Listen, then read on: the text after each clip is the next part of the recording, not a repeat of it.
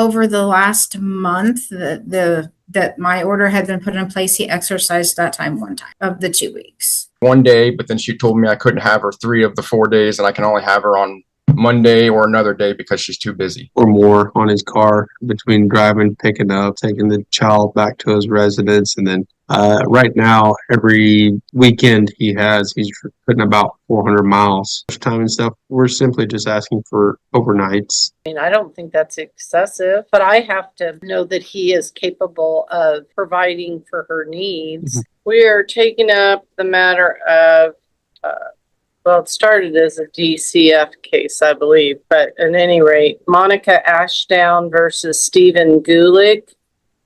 It is a Greenwood County District Court case, 18 DM 69, which is part of the reason that's being heard. Entered some emergency orders in this matter with regard to the minor child on, I think it was April 13th of 26.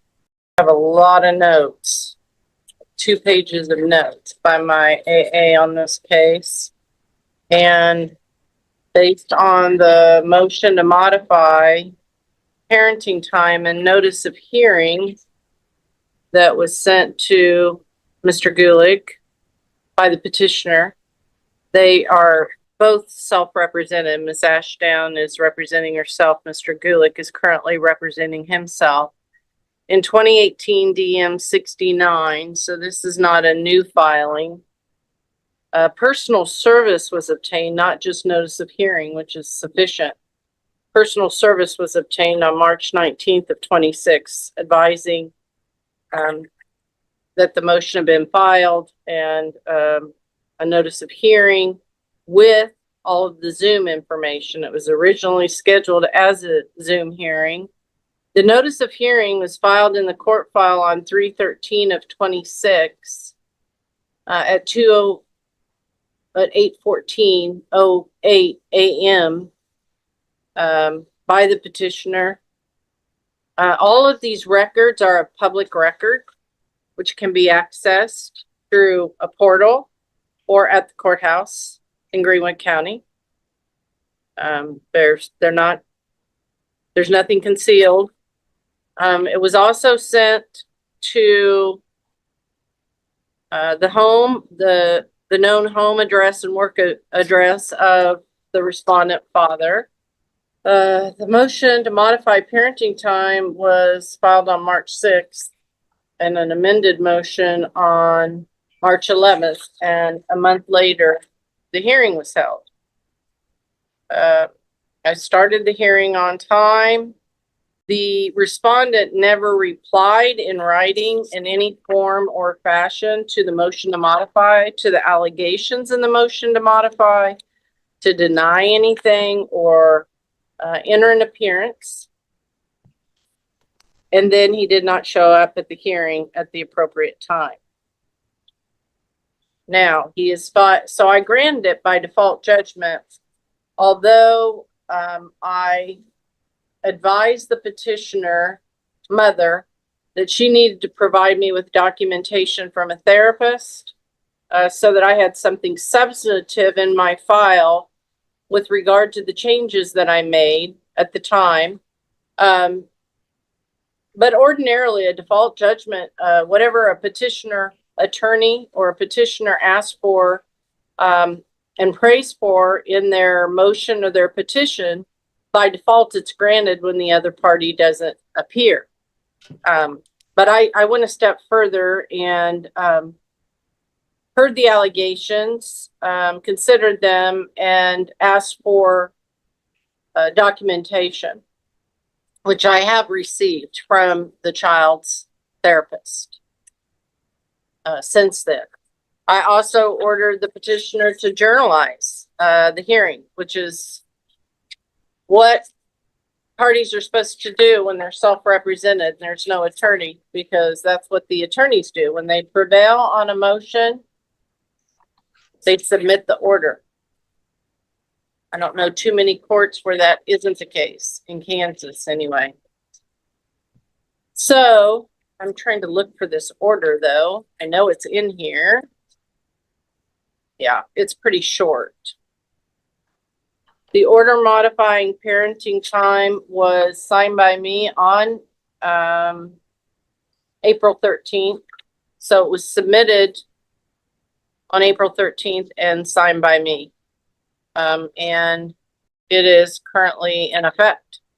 I believe I waited, I don't know, 10, 14 minutes or something for Mr. Gulick to appear.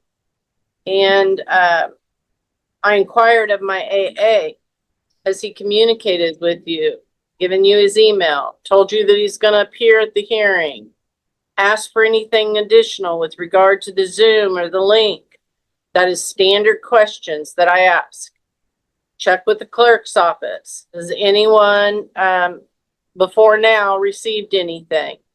And I don't remember if I asked that particular question, but I did discuss that I wanted to make sure that you had proper information and whether you had reached out, because in addition to not appearing as a default, I also considered the fact that you didn't file any responsive pleading in this matter. I did not communicate with you because I can't ex parte communicate with any party. And what ex parte means is I'm just talking to you, or I'm just talking to Ms. Ashdown separately from the other being present. I can't do that with attorneys. I can't do that with parties. So usually things are filtered through my AA. And unfortunately, sometimes she ends up in awkward positions because she can't give legal advice. I don't give legal advice. I can't give legal advice. But we do try to tell people what their options are, legally speaking, and then the rest is up to them. So my understanding is, Mr. Gulick, you, my AA didn't hear directly from you till, or receive messages from you till after the hearing. However, you made allegations that you were sitting in the conference room, or in the waiting room, I guess I should say, as part of the Zoom proceeding. Yes, Your Honor. And she double checked. She advised me that, and I'll ask her a few questions here in a few minutes, but she advised me that she gets an alert when someone enters. And sometimes folks can be kicked out. That's the only thing that I don't like about Zoom hearings is when I set it in court and somebody doesn't walk into the courtroom, they can't make any other allegations. They either went through security and entered the courtroom or they didn't. Exactly. But we have no evidence prior to the hearing or when the hearing commenced that you were attempting to or in the meeting, or that you had any intention, because you never indicated any intention to participate. However, you were advised that the proper procedure, if you were unhappy with the court's adoption of the motion, that your alternative, I wasn't going to just set a new hearing. Again, I don't do that with anyone. They then have to file a motion to set aside a default judgment. You did file that on 4/14. And this wasn't sworn to under oath. So I'm going to put you under oath and I'm going to ask you these questions. So raise your right hand, please. Yes, Your Honor. You do solemnly swear the testimony you're about to give will be the truth, the whole truth, and nothing but the truth, so help you God. Yes, Your Honor. All right. Please tell me in your words what happened that day that you believe supports the court setting aside the order that it entered in this case as it pertains to your child. Yes, Your Honor. First of all, I would have never missed this hearing, Your Honor. I was up first thing that morning with an alarm and my father right behind me, just like my mother is right now. I'm sorry, who was with you? My mother. I know who was with you that day. My father, Billy Gulick. Okay. throughout this whole thing, I've made sure to have a witness with me the last year since all of this has been going on. That way it's not hearsay, she say things, that's trying to learn from my mistakes. This morning I learned from my mistakes also. I took a picture, sent it to Miss Amy, let her know that I was on 15 minutes early again. Last time once I got on, I noticed the screen said that I had to have the 2018 case number and all that on it. So I instantly logged out, logged back in with that on my name. And I sat there and what it said, I took pictures and everything. I sat there in that same exact courtroom that I was just in, waiting and waiting until I freaked out about 15, 16 minutes in. And then I started blowing the police station up and everything. Okay.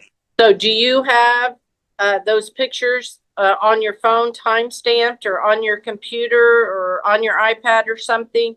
Those pictures you took of yourself, do you have them time-stamped that you can present to the court? The only one I have, I sent to Miss Amy. I don't know if it's Mrs. or Miss, sorry. Or Miss or Miss. Ms. always works. MS. Okay. Ms. Yes, ma'am. Okay, that's fine. And it did show a later timestamp because I did not take a picture of it until I realized after I had messaged Miss Ashdown asking if she was still waiting as well. And her reply instantly was, no, you missed court. Order's been signed. And I started freaking out. I started calling the cop station. I'm letting them know I'm still sitting in this courtroom. I'm literally right here on the screen. I did not miss this. I would never miss this. I had my witness with me just like I do today. I was here 15 minutes. Okay. So we're clear. You weren't at the courthouse. You were at home, correct? Yes, on my so computer. there's no sheriff's deputy or court personnel that could attest that you were at the courthouse. So you were at home, correct? Yes, ma'am. Yes, Your Honor. You do not have, just so I need the record to be clear, you do not have an actual picture time-stamped of you in the waiting room, either before the hearing started, during the hearing, or before I concluded it. It was not before you concluded it because I was told you concluded at like 9:40 something.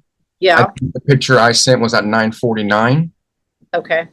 So the answer to the question is no. Yes, you do not have a photo Yes. of you sitting on Zoom from Yes. the time it commenced to the time it ended. It was after. Yes, Your Honor. I tried to contact Zoom and they informed me that because I am not the person that runs the room, I cannot get the record of attendance that day. I understand that you don't have any record, but the record should show, even if she didn't see me, that I have logged in from this computer at that exact time I stated. And it should also show that I logged out the exact same time I stated and logged back in with the current information, my name. And Zoom wouldn't get to that. Okay. And do you have your dad there that was your witness on the 13th of April to testify today? No, he called and everything and made a report to Miss Amy. As far as I know, he is 40 miles away at work right now. That day that I was up there, my brothers live right next to where I work, and I was living with them at the time. And then after that, sorry. No, that's okay. But understand that I can't consider those things if they're not here to be under oath and testify before me. I had no idea, Your Honor, that he was here. I know that is the problem with folks representing themselves, is they don't have an idea, and I don't expect that they should have an idea. But Your Honor, when you have witnesses, then they have to be produced to testify, or it is hearsay because it's an out-of-court statement intended to prove the truth of the matter. And the person has to be sworn in, testify in my presence in front of me, and subject to cross-examination by the other side. Yes, Your Honor. So I'm going to look at this motion. It states that 9:10, you logged in. You were prompted to give the passcode of 013983. Again, that passcode is no secret.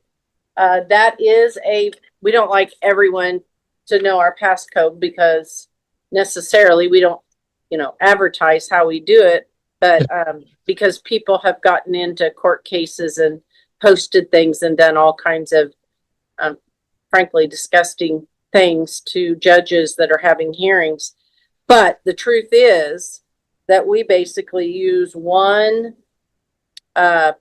password for our Butler and our Greenwood domestic. So again, we're not hiding the ball, changing it for every hearing, making it difficult, for someone to have the information to participate.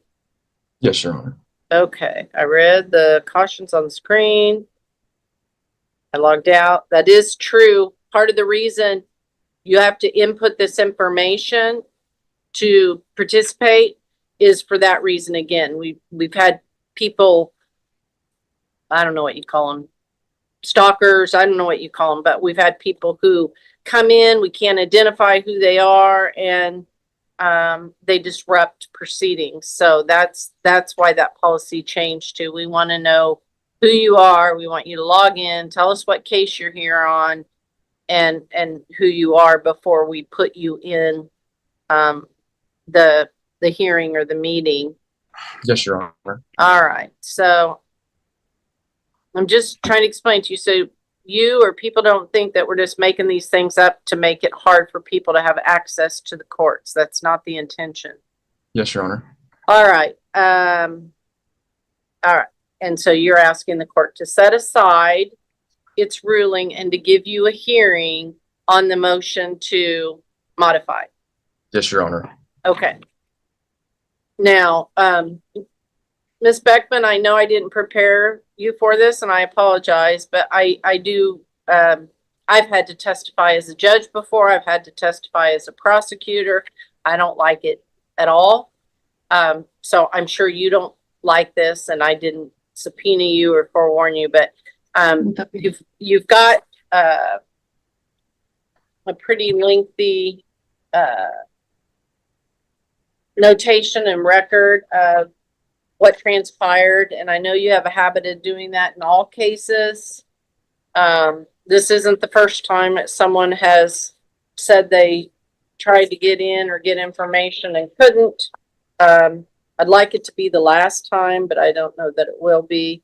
But I do want you to sort of, I'm gonna put you under oath, but I want you to kind of summarize what you did to verify one way or another, Mr. Gulick, and how. I don't run the system. I don't even really know how it works. That's what you do. I mean, I have an idea, but because I'm participating, I have an idea, but I certainly am not, like, I wouldn't operate the whole system on a daily basis or anything like that. So, Ms. Beckman, if you raise your right hand, you do solemnly swear the testimony you're about to give will be the truth, the whole truth, and nothing but the truth, so help you God? I do. Do you have the 413 notes before you? I do, and I also have the recording from April 13th. And by recording, do you mean your conversation with him or the hearing itself? No, I never spoke to him on the phone. I pulled Okay. the recording from April 13th, and the time that it was started was at 9:29 a.m. Okay. The recording was for 13 minutes and 52 seconds. It is the same link that was on the notice, as well as the same link that we're using today. Okay. When I start the hearing, if parties are in the waiting room prior to me, the photo that Mr. Gulick sent to me today, as well as previously, which I'm looking at that photo as well. It says Judge Jan Satterfield, BU, GW, EK, domestic cases, waiting for the host to start the meeting.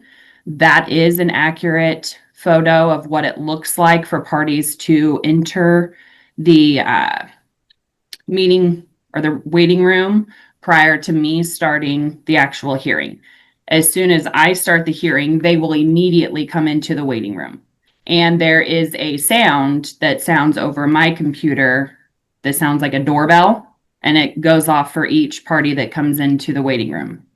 when I started the hearing that day, Miss Ashdown was the only one that was in the waiting room. Excuse me.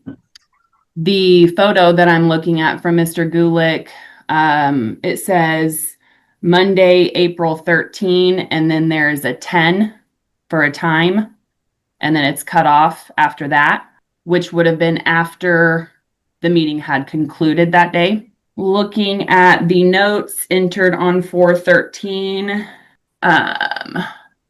respondent called the Greenwood County Clerk's office and a message was received from one of the clerks over there to me at 10:07 a.m. Which clerk was that? Miss Pettigrew, Okay. At what time? I'm sorry. 10:07 a.m. Okay. And her message had indicated that he had stated to her that he was waiting in the waiting room since 9:15 that morning. And she stated that she confirmed the meeting ID and passcode with him, in which was correct. I had a message from Missy Neighbors over in Greenwood at 10:22 a.m. And so Miss Pettigrew is in the clerk's office, correct? Correct. Miss Neighbors works for the Greenwood County Magistrate Judge over there. Correct. Okay. So separate office, separate, Correct. And both of separate phone lines. correct. Okay. And both of these messages came to me from Teams. Okay. Which is a computer program that everyone can tell me what it is exactly. It's just it's our internal court messaging system outside of email. Okay. Go ahead. Missy's message was sent to me at 10:22 a.m. stating that dispatch had called and stated respondent called them and he was in the waiting room and they advised him to call the court. The first phone call that I received from Mr. Gulick was at 9:50 a.m. Freaking out. Okay. Please don't speak, please. Sorry. All right. Go ahead. He had also indicated in his voicemail that he had been waiting in the waiting room since 9:15 a.m. And then I received an email from him at 11:10. If you need more detail with regard to that, I can give that. Then I reached out to our court administrator. Okay. And basically he said in his email to you that he had, the paperwork he had been given to him. I was online with the paperwork given to me 15 minutes before court. I used the info that was on the paperwork delivered by the officer, and I made sure to add the case number on my name when I logged it. And then you responded to him at 11:27 a.m. Correct. And what did you tell him? That was the information that you had been receiving up to that point. I had indicated that I'd received a couple messages from the clerk's office in Greenwood County stating that he had indicated the same. I told him that I do not take calls or return calls while we are in hearing.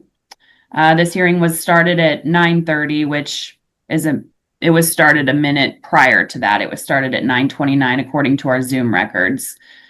I did not have any missed calls nor voicemails prior to the hearing, nor during the hearing. I did not have anyone in the waiting room while the hearing was in session. The system notifies me by sound when an individual enters the waiting room while a hearing is in session. I checked my phone prior to the conclusion of the hearing as well. The judge granted the motion based on no answer having been filed by you as well as you not appearing. I will advise the court of your email and voicemails as well as have it noted that the first missed call from you was at 9:50 a.m. Okay. And if someone is in the waiting room before you open the hearing and get started, as he indicated, he was waiting, he didn't try to come in. He's given no indication that he tried to come in during the hearing. His testimony is that he was in prior to the hearing starting. So if that were true, would you have still heard the noise? Do you have to let him in, or is he automatically entered as a waiting party? If he is logged into the Zoom on his device prior to me starting the hearing, it will show what his photo indicated. as soon as I start the hearing myself as the host, it automatically kicks anybody that's waiting into the waiting room, and I Okay. have to admit them. However, it does notify me by, I'm pretty sure it's the sound of like a doorbell for each person that comes in. And then it sends me another notification sound that's different as soon as I admit them. Okay. And if he had logged in while that session was going, it still would have notified me whether or not I had something over the Zoom or not. Okay. Let me find. All right. And okay, so what follow-up, if any, did you do with administration to consult any? All right, let me rephrase this. You are confident that you didn't just not admit him and he was there to participate, correct? 100% confident. Okay.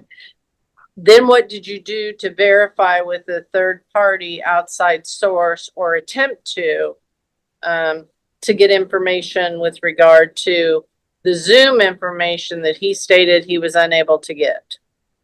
I reached out to our court administrator to inquire if there was a way, because he had indicated in one of his emails that he was going to contact Zoom, or he had maybe already contacted Zoom. I don't remember without looking back at it. So I contacted our court administrator because the only thing that I can see on our end is when the hearing was actually started, how long it lasted. So I reached out to our court administrator and inquired further if there was a way to track the timeframes or participants of when they're entering, leaving, so on and so forth. At 3:32 on April 14th, 2026, our court administrator, Don Rouse, had forwarded me, let me open it real quick, an Excel sheet. Get it to where it's not a bunch of symbols. Okay. This Excel sheet shows name, origin name, Amy Beckman, AA. And it shows the email address associated with our account, which is yours, Judge Satterfield. Join time, 4/13/26 at 9:29 a.m. Duration, 17 minutes for myself. In waiting room, it says no. Then there is Monica Ashdown, 4/13 at 9:30. Duration, 1 minute.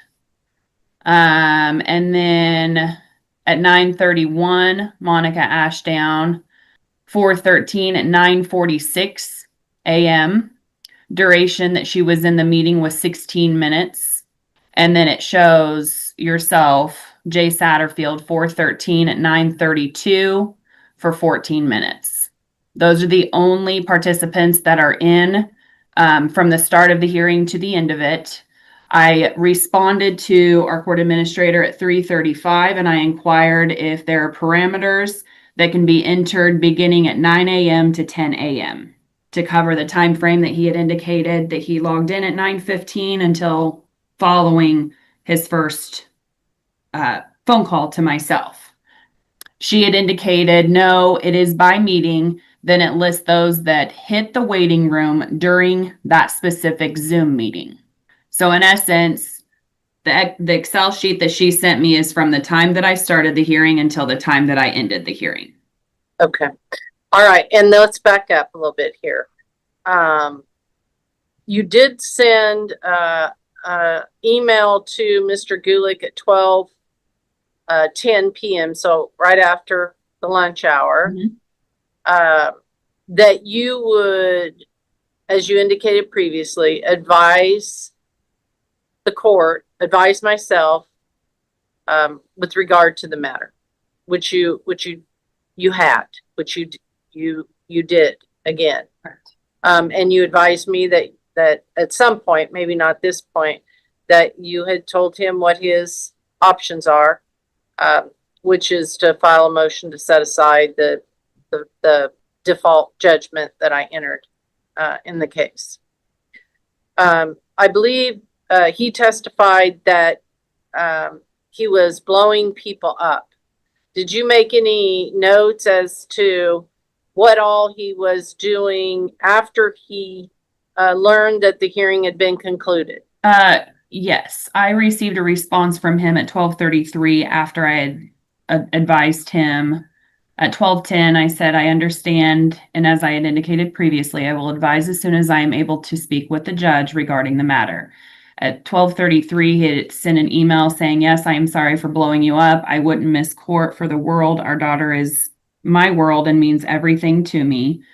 And then I have a note in here that I had advised the judge of the night. I received 19 phone calls, voicemails, and emails. Okay. And then at 1:44 is when I had responded to him and advised that you may file the motion to set aside the final orders entered today. Upon filing and review of the judge, a hearing may be scheduled on your motion. And when was the last contact that you had with Mr. Gulick, other than setting up this hearing for today? I received a response from him following that email at 1:50. And he said, so if I get with Zoom, have them pull the record showing I was there, that would mean nothing, ? Another email that I received from him at 2:06 stated, you cannot enter a court Zoom room without the password. There's record of me being there in time, I promise.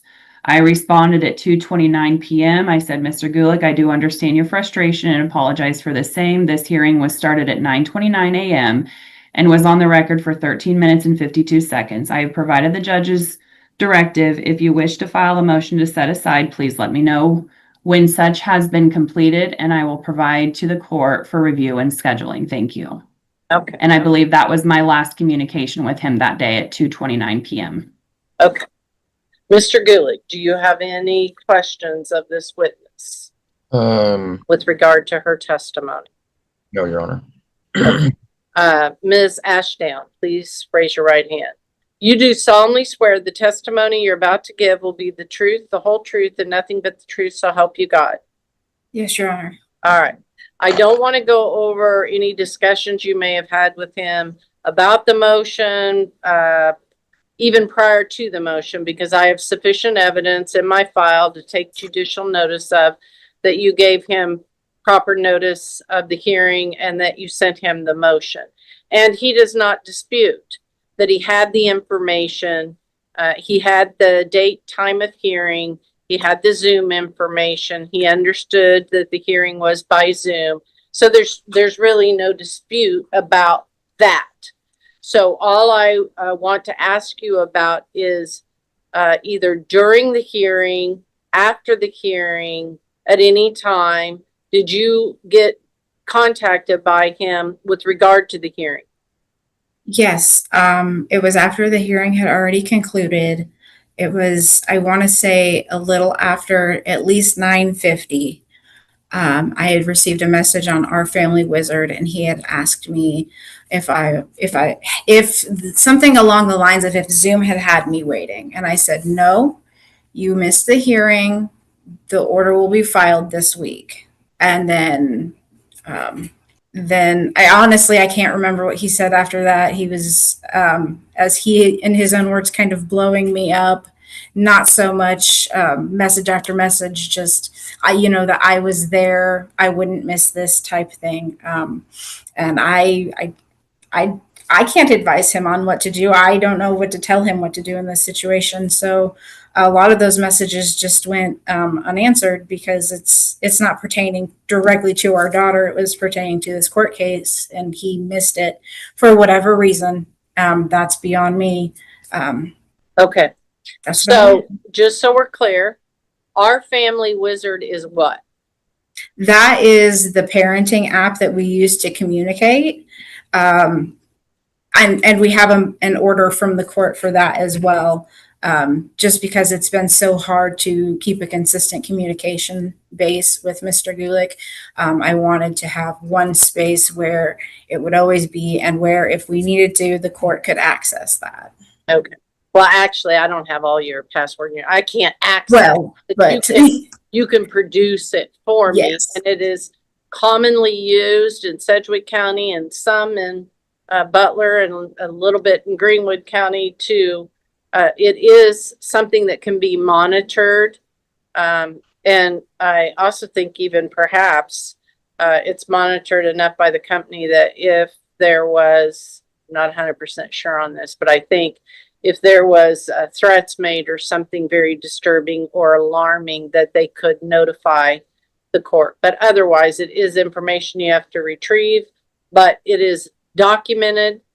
And I think courts use it to try to keep people on their best behavior. And if they're not, there's, saved evidence. There's a lot of things that are available, but then, they're deleted or not available after it's happened, or after a short period of time. And this program is intended to save information. I know you pay a fee at some point. I don't know if it's a monthly fee or a yearly annual fee or anything. I don't know if they tell you how long they save stuff, but I'm assuming indefinitely, as long as you're a participant, a legitimate participant of the program, based on whatever fees they charge. Again, I generally understand these things. I don't intimately study them and know all of the ins and outs unless I need to, unless I have to investigate something, frankly. But at any rate, is there anything that you wish to add? Not that I can think of, Your Honor. Okay. Mr. Gulick, do you have any questions for this witness? No, Your Honor. Okay. And you have no evidence on our family wizard that any time in the month from when you got notified to the hearing that you indicated in Family Wizard to Ms. Ashdown that you would be there, and you would be participating in the hearing, correct? I would have to go through all of our messages. We don't talk a whole lot about that kind of thing. Okay. We both know better to talk about the court case. Okay. I'd have to look, and I actually messaged her the first time it was like 10:02 from when I'm looking at the messages right now. And then after that, I told her that I was there. And then I sent her a picture of the exact courtroom that I had been waiting in. And it's the exact courtroom that I was in this morning. Right. But again, it was time stamped a date, a time after the hearing had already concluded. Yes, Your Honor. But Okay.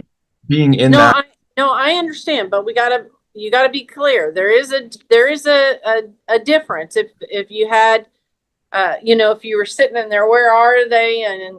I know the hearing started because I see what time and I can't get in and I'm taking a picture and I just want the record to be clear that you do not have a picture during that 13 minutes of hearing that we had. Okay. Miss Ashton, I noticed you raised your hand. Is there something that you wanted to say? Yes, I want to say it was either the day before or 2 days prior. It was either the Saturday or the Sunday before. I did message Mr. Gulick on our Family Wizard. I copy pasted the information directly from the email to that message, and he had stated he would be there. Okay. Well, I appreciate you sharing that. Your Honor. The message she's talking about is correct. I just found it and I told her thank you very much for the reminder. Okay. All right. Anybody want to call any other witnesses or add anything? I can. All right. Well, legally speaking, since I'm the judge, there are a couple things I want to say. Premises that I have to work within, frankly. One is that parents have a right to participate in the co-parenting of their children, and essentially have a constitutional right to raise their children. So I just have to say that's a very general premise and rule across the country. It's been found to be a constitutional matter, not just in Kansas, but with the United States Supreme Court. So that is a premise that I recognize. There is also a premise that I recognize, which is courts need to have and need to see finality of matters. So people can't typically show up whenever they want, get heard whenever they want, bring new matters up whenever they want. I mean, for instance, to modify a parenting plan, there needs to be a basic prima facie showing of a change of circumstances that might warrant it. Or there are other legal matters where there is a basic fundamental hurdle that has to be made before you get to a hearing. And that is so matters are not constantly litigated.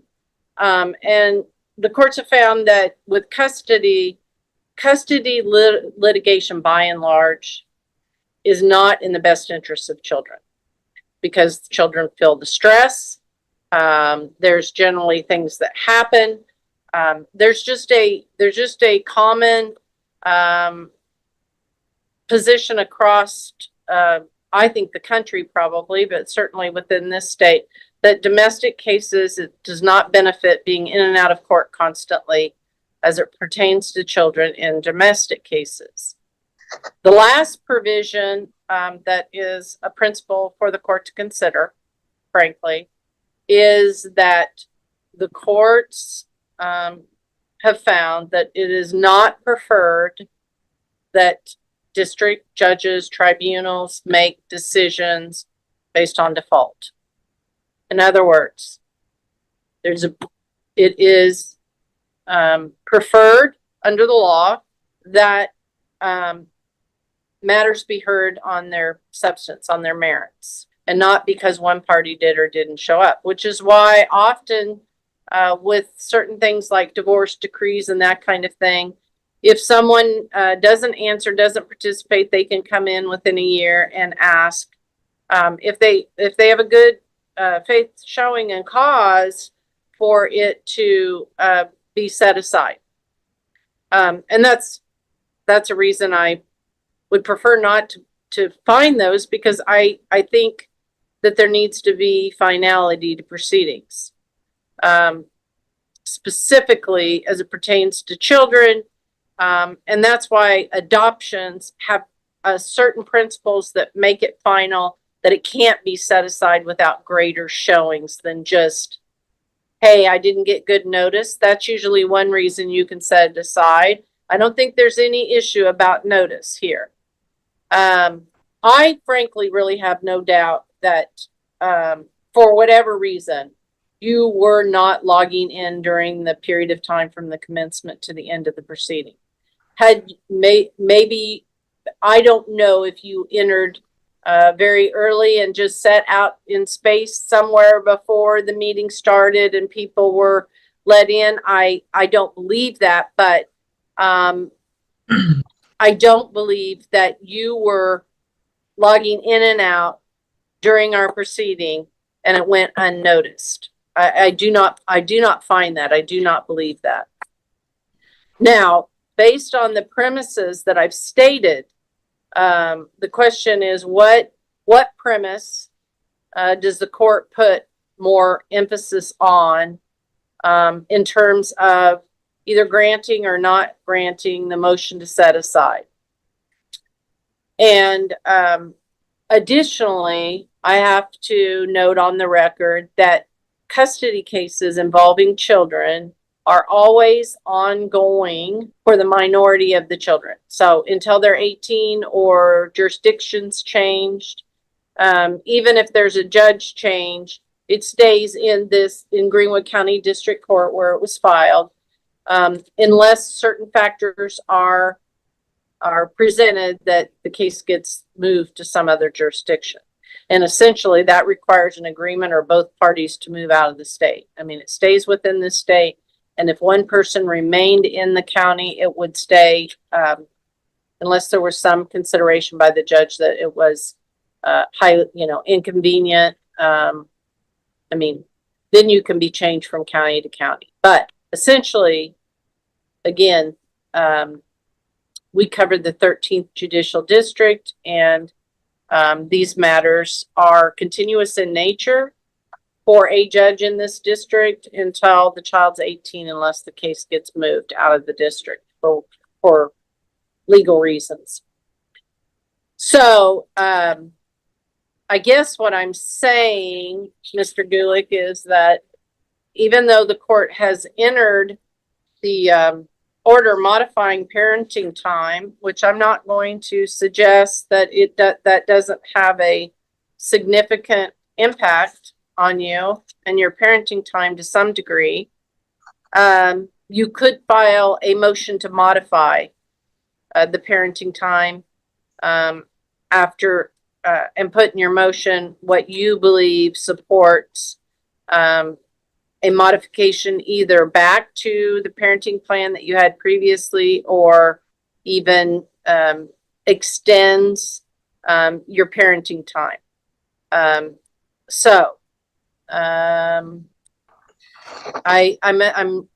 going to go through this with you before I rule on the setting aside, because the setting aside then means that we go back to the parenting plan that was in effect. Then this order modifying essentially is not the controlling order of the court. Right now, the order modifying parenting time does this. Respondent shall continue to have parenting time every other weekend and shall include one overnight. So that there are times that I do emergency orders that suspend parenting time altogether. And I did not do that in this case, and I don't believe that that's what was asked for. Those are when the constitutional questions arise. Is the person unfit? Is the child in immediate danger? Those kinds of questions when they're of an emergency nature and your rights are suspended altogether until further order of the court. I did not do that in this case. However, I did modify the parenting plan to require that your overnights occur at your mother's residence in Reese County, Kansas, Greenwood County. And you've indicated that that may be your mother behind you. And the provision with that was, I believe, mom's understanding that at your mother's house, there's a separate bedroom and a bed that's available for the minor child. Then, the minor child shall have her own separate sleeping space during any overnight visit. If respondent exercises parenting time at his mother's residence, parenting time shall conclude at 6 p.m. on Saturday. Drop off at the sheriff's office in Eureka, Kansas. So I guess even though every other weekend, it's not overnight. Ms. Ashton, is that your understanding of what you motioned the court for and the court ordered? No, ma'am. He will receive an overnight every other weekend on Fridays from after school or 3:30 to 6 p.m. Saturday, if it's at his mother's house. Okay. And before that, remind me what you were doing in your parenting plan. 6 p.m. Friday to 6 p.m. Sunday. Okay. So there was some restriction decrease in parenting time, even if he followed the provision of one constant, stable place that the child will be at and stay the night at, and whose home and presence the child will be in. All right. Then, if you are not exercising it in Reese, Greenwood County, Kansas at your mother's residence, then that every other Friday night would not take place. All right. Then the weekday parenting time, during weeks in which respondent does not have weekend parenting time, respondent shall have one after school visit per week. Respondent may pick the child up from school 3:30 if school, or 3:30 if school is not in session. Parenting time shall conclude at 6 p.m. that day. Respondent shall provide advance written notice through Our Family Wizard if he intends to exercise this parenting time. So it was not a set day. It was at his convenience with notice that he was going to exercise that day. Correct? Did he remind me? I don't want to go back and compare and do all of that, please. Remind me what he had, if any, weekday parenting time in your parenting plan prior to this modification? None, ma'am. No. Okay. So it did add a day, but not an overnight. It added some time during the week. All right. May I say something, Your Honor? Am I allowed? No, not yet. Not yet. Holiday parenting time shall take precedence over the regular parenting schedule. I'm not aware. Let's see. April 13th was after Easter. So I'm not aware of any holiday that's occurred since this order got entered. So I'm not going to look at that at this point. Okay. So the motion, that's a previous communication order that I entered on September 16th of 25. I'm sorry. Give me a minute here. I'm going to look at the amended motion, but I don't remember the difference between the motion and the amended motion off the top of my head. Your Honor, I could clarify that if you like. Okay. The amended motion just had the holiday time. The original did not have any holiday time listed in it. I just wanted to make sure it was crystal clear in paper. Did you request a modification of your parenting, your holiday parenting time from your parenting plan? Did I? Yes. So I guess I don't understand the question. Your motion to modify was basically based on him staying at two different residences, not indicating where he was staying. I think it might be his father's residence or whatever residence in Benton that he was staying at. There may be multiple roommates, but more importantly, that would be random male roommates. That would be that she doesn't have a bed or a room at that location as you understood it. And in your belief, she was struggling with adjusting to the overnight visits, particularly outside of Reese. So that's my general understanding. I'll look at the motion. But what I'm asking is, when you filed the motion to modify the location of the parenting time and the overnights, did you also ask for modification of your existing holiday parenting time?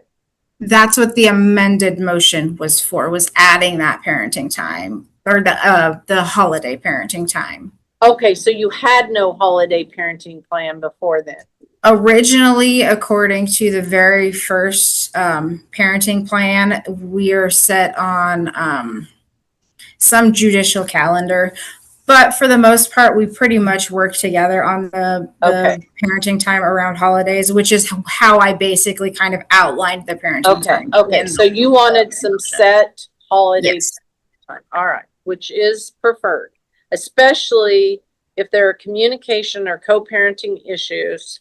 The more definitive a plan is, the better. And frankly, when I have attorneys, which I don't think either one of you have ever had attorneys, have you?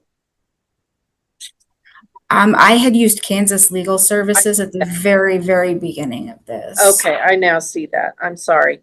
And you used Ty Wheeler. And for the record, this was a paternity case, right? Not a divorce case.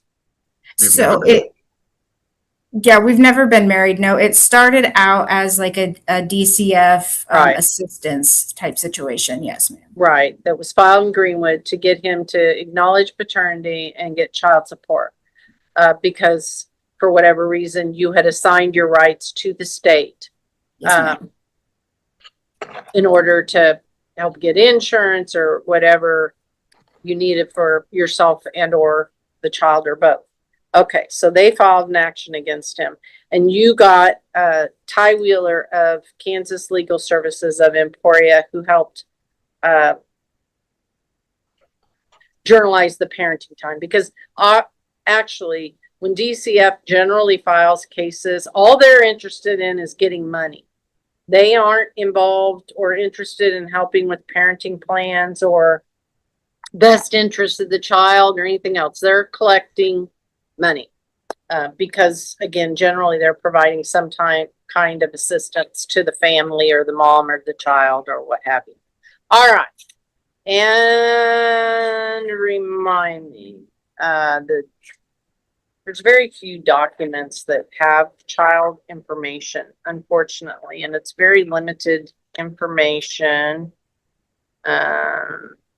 Remind me the current age of the child. 8. And how old was she?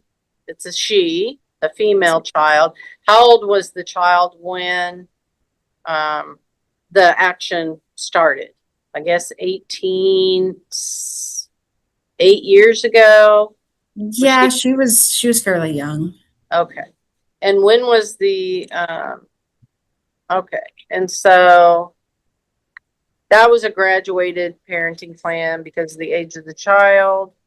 And it looks like you actually had Miss Shirley, Marianne Shirley, Mr. Gulick, for a time being. Yes, Marianne Shirley was on my beginning, Miss. Okay. Okay.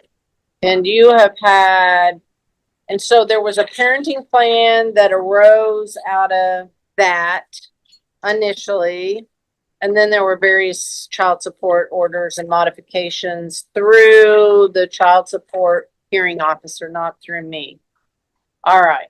All right. So for your information, and again, it's not unusual for children to be in play therapy or some kind of therapy if there are potential adjustment issues or issues between parents, whether they've been married, not been married.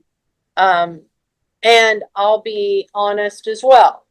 If I have a parent who is concerned and has filed motions and made statements or allegations, whatever you want to call them, that they're concerned about the co-parenting of the other parent and that they believe it's affecting the child, I strongly urge, either through school counselors, through a mental health facility, through some kind of mentorship or counseling, that an independent professional have some contact with the child to provide substantiation to the court of what is or isn't going on with the child, so that I'm not fully relying on a parent's assertion.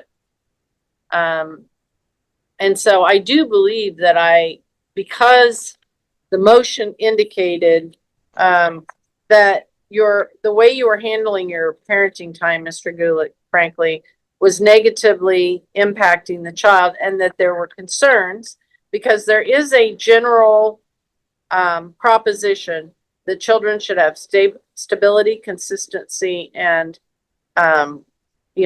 be as safe as we can possibly keep them. So anyway, let me read to you, and then I'll hear from both of you because I want you to make an argument as to whether or not the court should set aside the order, what the court should do in the interim. Should the court set this for a full evidentiary hearing? What do you contest? I'm gonna make some actual rulings, but I'm trying to make the record clear, trying to make sure that I've kind of generally informed myself where we're at on this case, and that I will let you make statement or argument to the court in just a minute.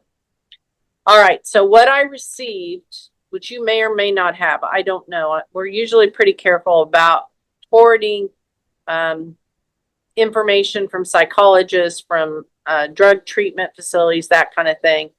And this was marked confidential. It involves Goldfinch Therapy and Wellness, 100 South Market, Suite 2A, Wichita, Kansas. It is from an Andrea Casper Doggett, LSCSW, which usually means a licensed social worker, therapist. They're not just a social worker, they're a licensed social work therapist. She apparently is with St. Francis Ministries. The letter was directed to me at my address, sent to me at 201 West Pine in El Dorado, Kansas. And it references Melanie Gulick, to whom it may concern. My name is Andrea Casper Doggett, and I am a licensed specialist clinical social worker. Yes, that's what LSCSW stands for. Acting as the individual and family therapist for the aforementioned child, Melanie. Melanie entered into therapy services February 2025.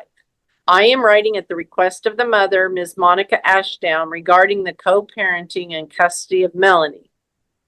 Clinically, I feel it is appropriate that Melanie has a safe and stable environment to work through the developmental stages of early childhood, and that her needs are prioritized within these environments.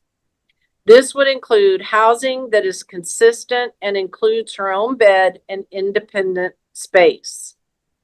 I have concerns about ongoing reports of Melanie's father's drive to have her continue to co-sleep, to the point of interrupting developmental tasks of childhood. Similarly, it often appears that Melanie and her father center his needs, leaving Melanie with feelings of anxiety and confusion. If any additional information is needed, please contact me. So that's the content of the letter. Now, given those things, and I acknowledge that there is a motion, on file, what is your position with the findings, with the motion to set aside and the findings that the court made, that is the existing order from the April 13th hearing that was filed on April 14th? Hang on just a minute. Amy, I have a 10 o'clock, is that right? Those parties are self-represented and it's in person in the courtroom? Yes, I'm getting ready to take my computer in there. And I'll just go in there so that I can kind of address them and see if they're there. Okay, so you're going to remove yourself from the hearing. No, I'll stay in it. I'll just take my computer in there and put my earbuds in. Okay, because you have not heard from security whether anybody's checked in or not. I have not, but I just now reached out to them probably 6 or 7 minutes ago. Okay, yeah, because it's 10 after 10. All right, very good. Mr. Gulick. Your Honor. And to your question, sorry, that kind of threw me off. Oh, I apologize. So your statements, your position. Yes, Your Honor. With regard to the motion that was filed and the orders that were entered, and then your motion your current motion that I'm considering to set aside the orders. Yes, Your Honor. And essentially give you an evidentiary hearing. Yes, Your Honor. As for the therapy, I've never once been concluded on that. I have no idea what's going on. They do not call me. They never send me letters. All I know is it gets used against me every single time. As for Melanie and me forcing her to sleep in here, as my witness behind me, the last 2 weekends that I have made her sleep in her own bed because it has been on the court order, she has screamed and cried to try to sleep with me. I finally got her comfortable enough to sleep in her own bed 2 weekends ago. I stayed in there next to her bed with her because she was scared. And yes, we are at Grandma's house. I live here at Grandma's house. My stepdad died. So I moved from my residence in Benton, where I had lived for 3.5 years with my brothers, no random people, with my 2 brothers, her uncles that love her to death. And I do everything I can. My motion, I never would have filed if I didn't think there would be record of me being in that courtroom that morning, because I know people, I know hearsay. I know you probably get it 5 times a day. I was there, and there's no record. I never would have fought this if I thought there wasn't going to be a record, because it's just going to make me look worse. I love that little girl with all of my heart. Okay. Is this the only child that you have? This is the only child I have. All right. Ms. Ashdown, is this the only child that you have? Yes, Your Honor. Are there any statements that you want to make to the court with regard to all of this? The only thing I have to say is with the evidence that has been shown, I don't understand why we would stay my motion. Sufficient evidence hasn't been shown, and I'm not taking away parenting time. I'm just trying to promote stability and consistency. Okay. Well, you are taking away parenting time because I don't want to fully remove Mr. Gulick as a parent by any means at Okay. all. All right. All right. Honor, man. No, I'm done. I'm sorry. I've got all day cases. At some point, I have to make a decision. Miss Ashdown, in all fairness, as hard as it is, and the effort that you made to give notice is way beyond what most attorneys do, honestly. By getting him personally served, by communicating with him the day before, I understand through no fault of your own that this is frustrating because you believe that your request had merit and that you would have liked to have heard it when it was scheduled, and for the court to do anything other than what the court's done, it is unfair to you. I do appreciate how you probably feel about this. But whether it's today or tomorrow or a month from now, I would hope he would present something by motion that he's remedied any potential issues and that he gets involved with therapy. But even if it's a year from now, these issues on their merit will have to be addressed by the court. And had he waited a week or a day or 2 days to start contacting the court, and because he overslept and he forgot the date and he didn't pay any attention and it wasn't important to him, it might be different. But because the law prefers that the court not make findings based on default, but rather makes findings based on the merit of an action, and because he,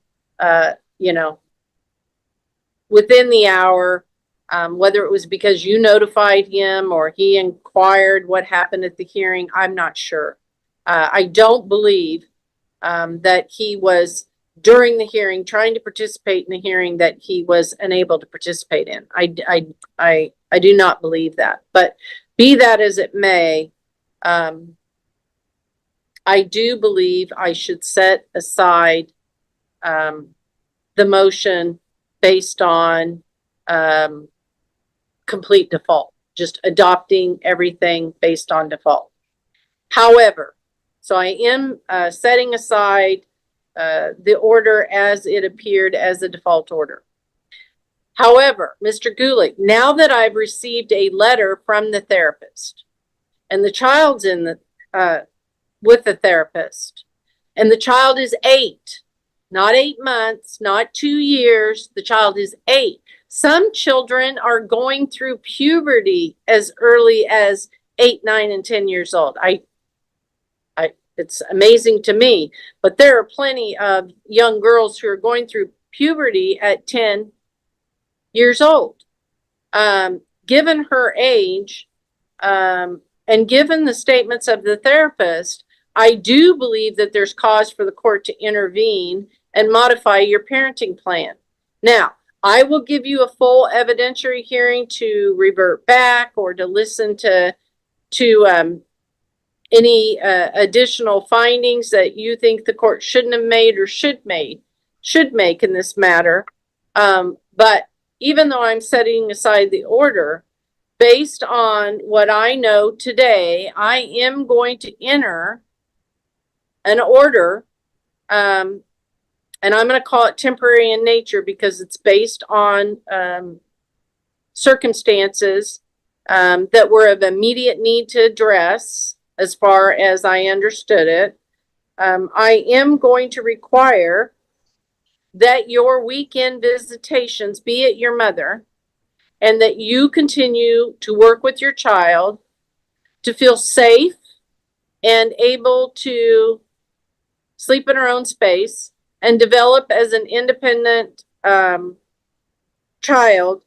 You know, it's one thing if a child has a nightmare during the night and comes to you. It's another thing if the child doesn't have their own space where they feel some independence, where they can be independent, you know, where they can make their bed, where they can put their personal items, where they can go to sleep. You know, it's one thing if a child wakes up and comes to your room and needs comforting because they've had a nightmare. But it's another thing just to let them just be in your bed all the time. And I don't think that's a good idea. And I don't think shifting places that you're having the child overnight, given your child's apparent attachments, is a good idea either. So whether you like it or not, nope. Whether you like it or not, I'm requiring that your every other weekend, I will allow overnight, and I will allow Friday to Sunday. It must be at your mother's. And for the next 6 months, your mother must be present so that she can vouch that your daughter is at her house. And if you don't wake up or something, grandma's there to comfort her. But also encourage her that she has a place, she has a home with you, she has people that love her, and you're all there for her, and that it's okay, and that she can sleep by herself, and that you'll work through it, just like you've worked through everything else, potty training, whatever else that you work through with children that, you know, they may initially be resistant to. So,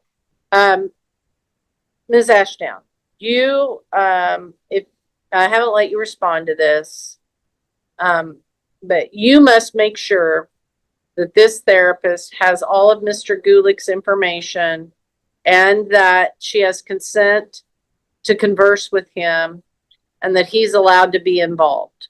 So those appointments that you have need to go on our family wizard so that he can see when they are. And it's up to the therapist how she participates. She may talk to you as much as she wants, as little as she wants. You certainly can communicate to her, but whether she reciprocates that or not, that's her domain based on her ethical responsibilities, based on who's paying her, based on whatever. I'm not gonna interfere with that. And if you have a problem with it down the road, you can take that up with the court. But Sure. I do want you to be on the list of contact people and on the list of people who can have information. Sure. And if I need to make that part of the court order, I will. And I do want the appointments put on our family wizard. Now, don't expect this. You shouldn't have to be hand-fed by mom every time you want to know something. So don't expect that she takes the child to the therapist. You're not communicating with the therapist. You don't show up to make yourself available to the therapist. But then after the fact, you want to talk to mom and have her tell you everything that happened. Are you following me?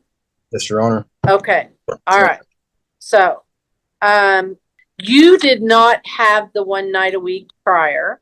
So No. let me ask this, Miss Ashdown, has he been exercising and giving you notice and doing any after school time once a week on the off weeks that he doesn't have her? Over the last month, that my order had been put in place, he exercised that time one time of the 2 weeks. Now, why is that, Mr. Gulick? I never got a court order sent to me from the last court. I actually notified Miss Ashdown of that. I never got that. And I had asked her more than once to get Melanie, and she had reminded me that on the off weekends, I'm not allowed to have her. And on the weekdays that I don't, or that I do not have her, I can have her for one day, but then she told me I couldn't have her 3 of the 4 days, and I can only have her on Monday or another day because she's too busy. Okay. At my All right. convenience. Let me ask this. Miss Ashdown, do you think it's better that he have a designated day of the week so that it's consistent for your daughter, or that on Sunday he designate the week that is the off week, that he designate what day he's going to take that next week, and that would be fine? For our schedule, okay. Our child is a very active child. She has therapy consistently. She has Girl Scouts every Wednesday, which is concluding, so that opens up that weekday. She is currently entered softball season, so we will be doing practices and games and the like. I left it open so that the decision was up to Mr. Gulick to engage in his own parenting time at his own will. Okay. Well, when does Girl Scouts start back up? When the school season starts back up. Okay. And it's just one Wednesday. It wouldn't be two. So even when Girl It's Scouts every single Wednesday, usually. no. Oh, okay. Sorry. That's okay. What I'm saying is, if he has in a 2-week period, he has his weekend, then he has his off week. If he has one Wednesday, you still have another Wednesday to go to Girl Scouts, and you both can participate in Girl Scouts, which is what you should be doing, both participating in her activities. So what I am going to order is that on your off weeks, you may have Wednesdays from after school or 3:30, whenever school gets out, if there is no school. Why 6? Does he not feed her? Why 6 as opposed to 7, since she's 8 and it's going to be Sunday? I just usually get home about 5:30 or 6 o'clock. So it just kind of made sense to pull into town and stop at the sheriff's office. He has been feeding her as far as I'm aware. He'd fed her last time. So we usually start our bedtime routine about 8 or so. She goes to bed about 8:30. Okay. So, and then summer's coming up. So how far do you live from your exchange? I myself live a block away. Okay, so you can go home, run home, change, let out the dog, whatever you do when you get home, fix yourself a sandwich, whatever, and run back over at 7. Okay, so I'm going to give you from the 3:30 to 7 Wednesdays on your off weekends. And I really added your time. I restricted you to being at your mother's for overnights for now. So you haven't lost anything by me setting aside and entering these orders, other than some accountability for a while and some consistency at your mother's. Okay, so in the event that you have a conflict on that Wednesday, you must notify her by Sunday night at 7 p.m. on our Family Wizard that you're not going to be exercising Wednesday. Yes, Your Honor. So that she can make her own plans accordingly. Yes, Your Honor. And you have to be consistent, because I will take that time away from you if you don't use it. That's what I do to parents. You want it, you get it. You don't use it, it gets taken away. Yes, Your Honor. I'll use every second of it. Okay.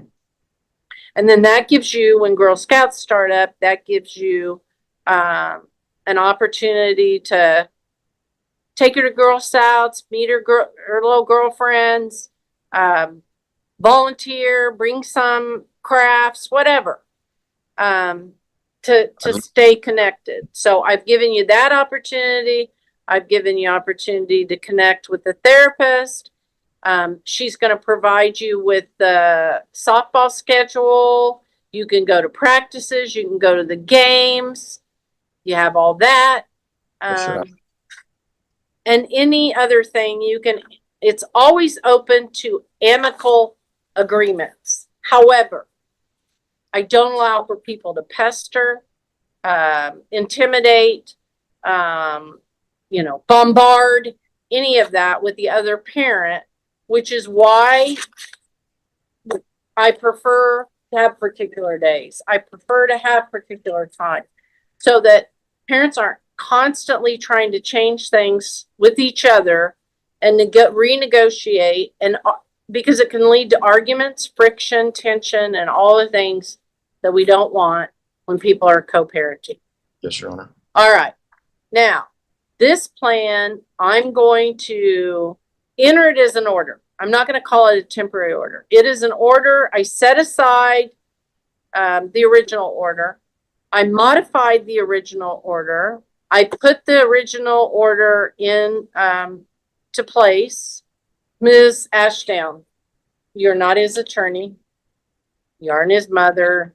But given the fact that you so quickly journalized the last hearing and did a fine job, and I'm afraid if I give it to Mr. Gulick, I may not get it immediately.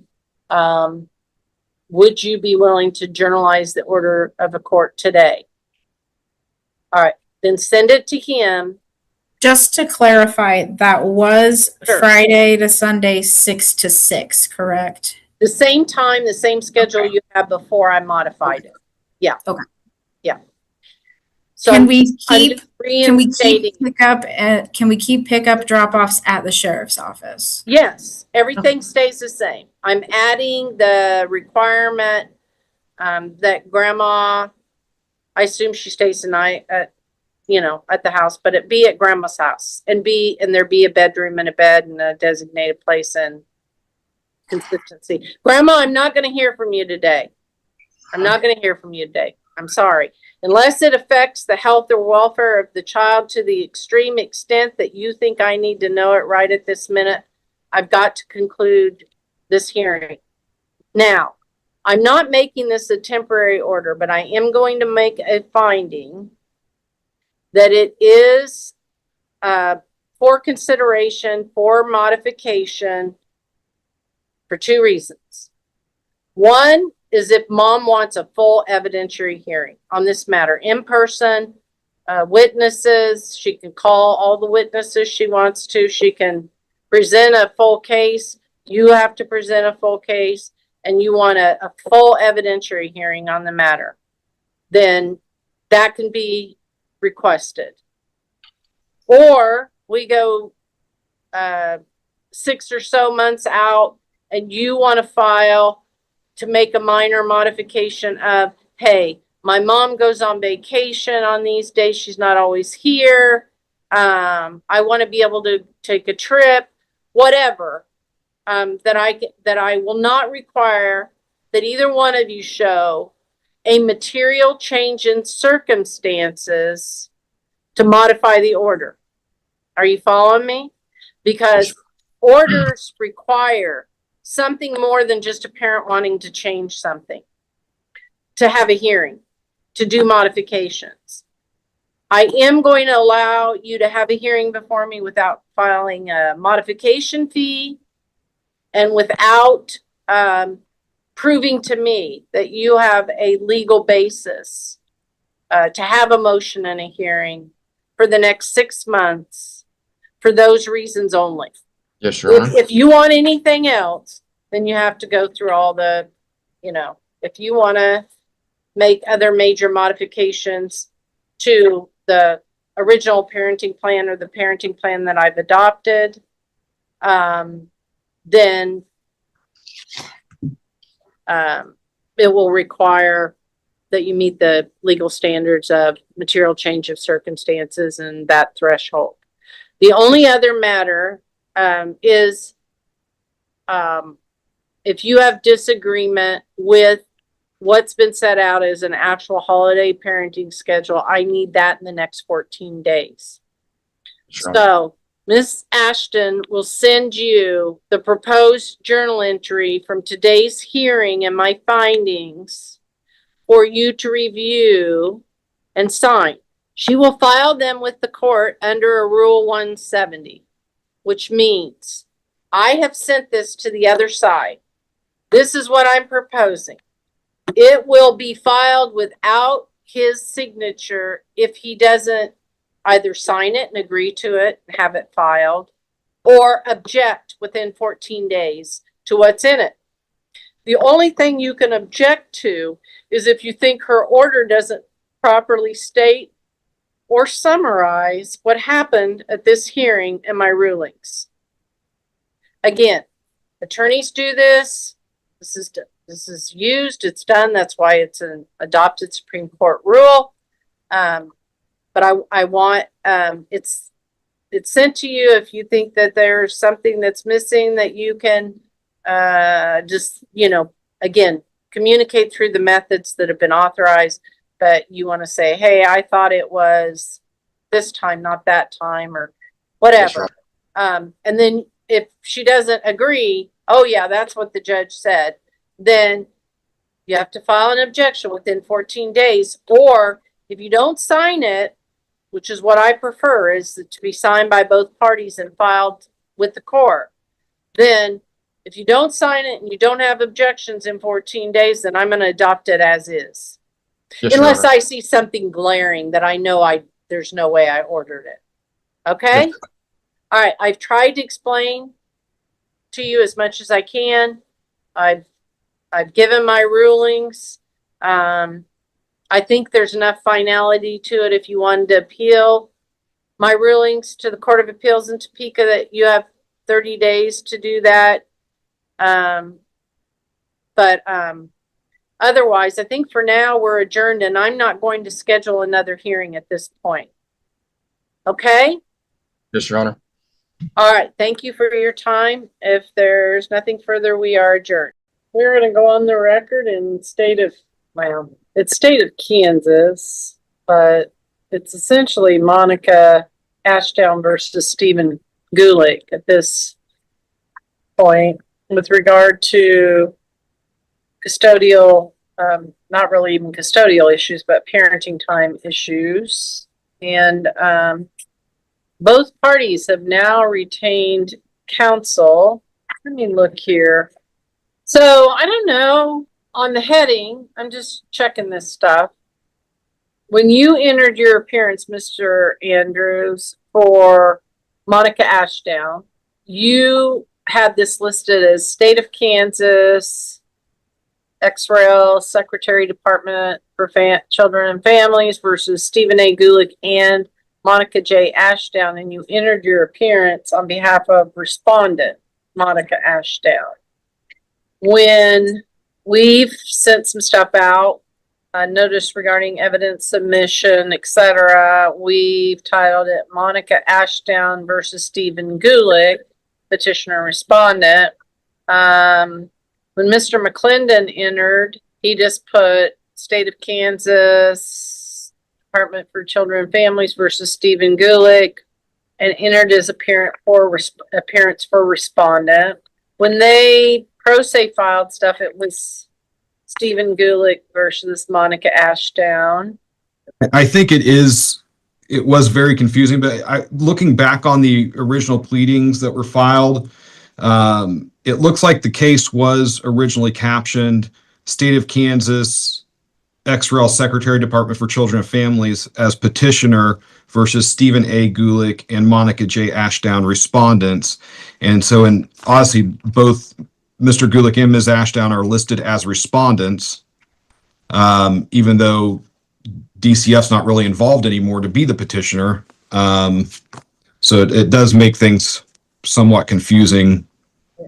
This is still a 4D child support case, though, right? Okay. It is, yes, Your Honor. And it's through this case that they do any child support? Okay. So I don't know how we change the caption. I really don't like the caption, but I'm not sure how we go about changing it. But I do think that we probably ought to keep one caption, but it is confusing with two respondents and no active petitioner. So I guess we might want to think about that. But the main thing is that the parents, mom, dad, mom's represented by Mr. Andrews, and dad, Mr. Gulick, is represented by Mr. McClendon. Now, as I'm sure you both saw, when you entered the case, this started out as self-representation, both sides. I think there's one journal entry that Amy put together. Maybe. I think Mom put together some journal entries that we reviewed, modified, discussions with Dad, tried to, draft a final journal entry. And then there's been one hearing since, Mr. McClendon. I think I'd ask you to journalize, but we haven't received a journal entry on that. So I Okay. need to have that journal entry done so that Mr. Andrews is updated on where the case stands. So I show that the last time we were in court was July 10th, 2026. That's the one where the journal entry has not been filed. And you appeared with Mr. Gulick. I guess my notes are just some comments that at the last hearing, the issues that respondent raised about the unacceptable conditions of staying weekends at his mother's house in between Eureka and El Dorado, the little town there. Right outside of Reese. Reese. Sorry, Oh, there thank we you. Where his mom is in Reese was not acceptable conditions for the child. And so I just mentioned that wasn't brought up during the hearing where I ordered visits to be there overnight or otherwise no overnight. And then I just went ahead though and suspended his overnight and gave him every other weekend, Saturday, Sunday during the day till we could have a hearing with regard to his Benton location, and set this for trial September the 8th, 1 to 5, and the pretrial today, and the status on 8/27 if we needed it, and witness listed and exhibits due by 8/27 at 5, and then Mr. McClendon to journalize today's hearings, and Ms. Beckman to do scheduling order. She filed the scheduling order on 7/20 of 26, and also sent this notice regarding evidence submission. And of course now, they both have counsel, so you both have counsel. So I guess my first question is everybody going to be ready for trial? Your Honor, I would be requesting a continuance of the trial setting, since I've just entered on the case. In fact, I had reviewed the court pleadings in this case, and I didn't see that there wasn't an order from July 10th. So my first question was going to be whether a threshold issue of a material change in circumstances has even been addressed yet, considering the court entered an order on May 14th, and then the motion was filed July 6th. That really wasn't entered as a final order. Okay. So your client, I think, is, well, I need to go back and refresh my memory on who facilitated wanting some parenting time orders, but I think they were in place, and then Mom became concerned about the situation in Benton, lack of a bedroom for the child, co-sleeping potentially with the child not having privacy given her age, not knowing who was coming and going from that residence. And that's why I said, well, let's have it. Then he can take the child and be in Benton, but let's keep the overnights in Reese. I think Mom lives in Eureka. And then we know more. There was a kind of an argument about the journal entry and what I said and what was ordered, and we played around with that for a while. And I heard from Mr. Gulick, and your client had made her best effort to draft an order, and we tweaked some things. And then he came back with, my mom's house is not a place that the child should be. There's smoke, there's cats, there's dogs. It's not clean. it's not a healthy environment for the child. And so he just wanted to have me order Benton, but he never brought that up as an issue. Now, I have to admit, he had his mom lined up. She didn't testify. I just told him I'm surprised that she would testify that her house was uncleanly and unsuitable for a grandchild, but maybe she would have, because I didn't have him put on testimony. But I was not going to revert back to the previous orders until I was able to examine the situations and basically at both houses and figure out what was going on. So I have not held an evidentiary hearing, which they really need to have a full evidentiary hearing to make some final decisions about what's going to be the permanent plan and what would be material change to warrant it. And I thought I had directed him at some point, you need to get me pictures from Benton. You need to get me the names of the people that live there. You need to get me, I do think he was there during one of the Zoom calls though, so I could kind of see the premises, and he tried to kind of show me the downstairs part of the house was more of an area for them. So it wasn't just a small bedroom they both slept in. He had his computer and his gaming and his whatnot, all of it there. But I just want to make sure, because we ended up with a letter from her psychologist that she was struggling with some issues. And so I had to take note of that and had some concerns about how parenting time was being handled, frankly, with dad. So that's what the evidentiary's for. So unless you can dig up something in there, I don't think this is a stage where there have been permanent orders or they were entitled to a trial on the merits of the case and the court's already had a trial. So I don't think that's really an issue, but you can obviously pursue whatever angles you think there are. And Your Honor, and I wasn't mean to imply, I was simply, from reviewing the order and the motions that were filed, it was something that had occurred to me as a issue that I wasn't sure if the court had addressed yet or not.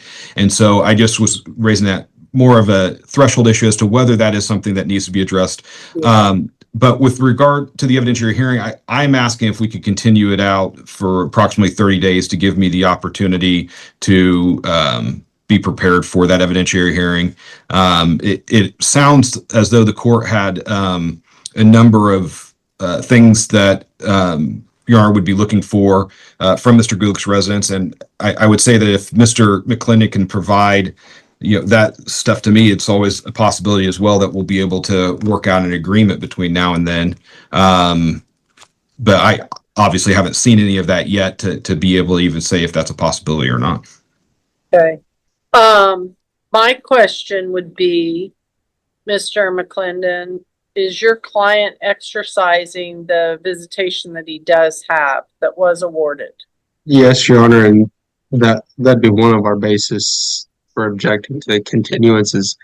Right now, every weekend he's putting about 400 miles or more on his car between driving, picking up, taking the child back to his residence, and then driving back. It's costing quite a bit of money to continue doing this. Obviously, he loves his child and beats the alternative, but we want to get some permanency here to the situation and something other than him driving 400 miles a weekend.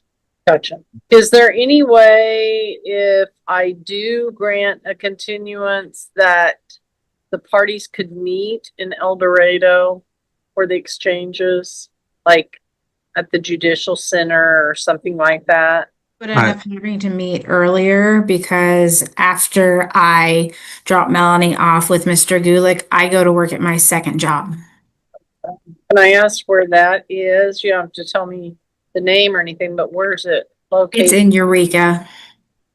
Yeah, Perhaps, I guess the only problem, Mr. Andrews, with the continuance is that Mr. Gulick is the one that the court it wasn't really ex parte, but sort of unilaterally took away part of his visitation and did increase his requirement to travel to be able to spend the time that I did give him with the child. So delaying it is much more prejudicial to Mr. McClendon's client than it is yours. And I understand, Your Honor. I think I would only say in response to that it was, I would argue, at Mr. Gulick's own request, essentially, because the court issued very specific orders regarding wanting supervised parenting time for a period of 6 months.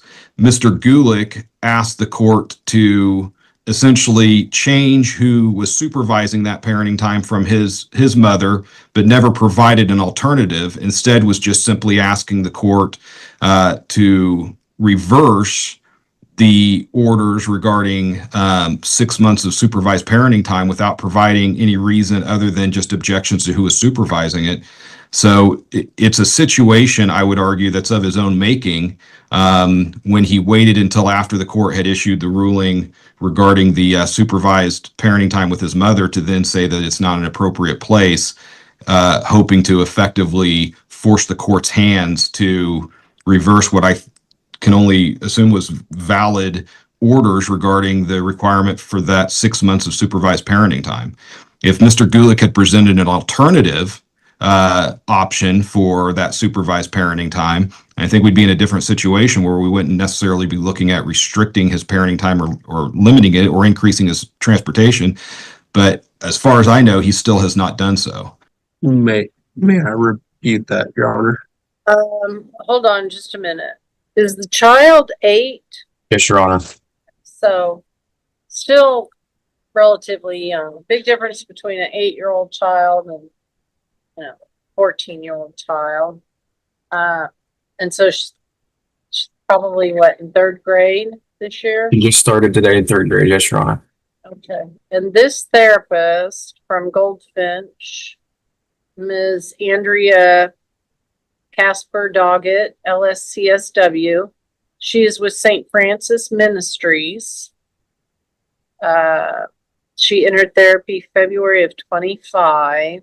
Clinically, I feel it is appropriate that Melanie has a safe and stable environment to work through the developmental stages of early childhood and that her needs are prioritized within these environments.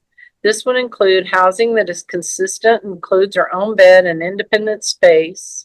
I have concerns about ongoing reports of Melanie's father drive to have her continue to co-sleep to the point of interrupting developmental tasks of childhood.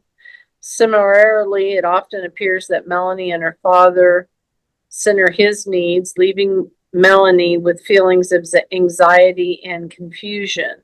So, that I based some of my actions, some of my orders, obviously, on the weight that I put on the therapist report. So that's someone else that's going to have to be consulted for trial, I think, to some degree anyway. Or maybe if you just address the issues she sort of identified, it will resolve itself that way. But Mr. McClendon, I guess you want to speak and respond to Mr. Andrews. Yes, sure. Essentially, Judge, to respond to the idea that Mr. Gulick could have spoken up again. He's a layperson. He doesn't. This stemmed out of a motion to set aside on his behalf because of a technological issue, or I'm not going to get into the details of that. But when you go from having absolutely no parenting time to some parenting time, you don't know to keep asking for more. And so again, a layperson who was kind of just shut up when you get what you want, or at least something close enough, is better than nothing. And so that's just kind of the position I'd reiterate of Mr. Gulick's. I think at one point he had his mother there to testify to the condition of the home and stuff, and I don't know exactly, but he seems to think there might have been some sort of hostility or something towards him. But essentially, Judge, he figured what he had was better than nothing and didn't want to lose out on anything, So Mr. Gulick's nodding his head as I'm hopefully portraying his position here correctly, Your Honor. So that's all. And we're not trying to change how much time and stuff. We're simply just asking for overnights and two overnights a month. Well, I mean, I don't think that's excessive at all, but I have to know that he is capable of providing for her needs. And I'm not in the business of, even with DCF, if things are not right just because of financial resources, that can't be the sole reason, but that parents are deprived of rights with their children. But I'm not sure your client was recognizing that this wasn't the best environment for his daughter to flourish. Now, I know that's in dispute, and all I can do is try the matter and decide, I guess, who's right and who's wrong with two parents that can no longer agree about parenting time, unfortunately.